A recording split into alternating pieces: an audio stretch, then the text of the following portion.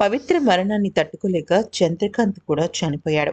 అయితే తనకు కావాల్సిన మనిషి, తనకు దగ్గరైన మనిషి తన కళ్ళ ముందే ఆ రకంగా తుది శ్వాస విడవటం చంద్రకాంత్ తట్టుకోలేకపోయాడు. అందుకని పవిత్ర చనిపోయిన 6 రోజులకే తను కూడా చనిపోవాల్సిన పరిస్థితిని ఏర్పాటు చేసుకున్నాడు.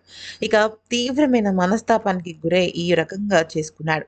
ఇక తను చనిపోయే ముందు ఇక్కడ చంద్రకాంత్ తన సన్నిహితులందరికీ కూడా తాను చనిపోతానని చెప్పేసి అందరికీ చెప్పడం జరిగింది.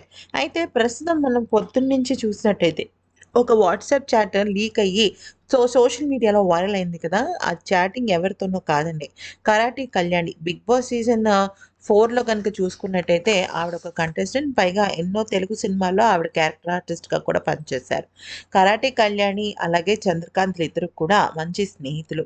అయితే ఇక దానికి సంబంధించి ఆ వాట్సాప్ చాట్‌ని తను బయటపెట్టింది. నా నాకు ముందే చెప్పాడని, తన మనసు చాలా తీవ్రమైన మనస్తాపానికి గురైందని, నేనప్పటికీ తనతో వద్దని చెప్పానని, కానీ తను వినే పరిస్థితిలో లేడని చెప్పుకుంటూ వచ్చింది. అసలింతకీ ఏమంది అంటే, నాతో ముందే అన్నాడు ఉండను అని. కానీ నేను ధైర్యం చెప్పాను. అర్థం అయ్యి కావాలని చాలా సార్లు మాట్లాడాను. ఇది పాపం అని కూడా చెప్పాను. కానీ ఆపలేకపోయాను.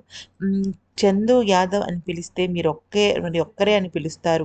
పూర్తి పేరుతో అని అనేవాడు. విలన్ గ్యాంగ్‌లో నా అసిస్టెంట్‌గా చల్లా సీరియల్స్‌లో చేసేవాడు. త్రినేనిలో మేము కలిసి చేసాం.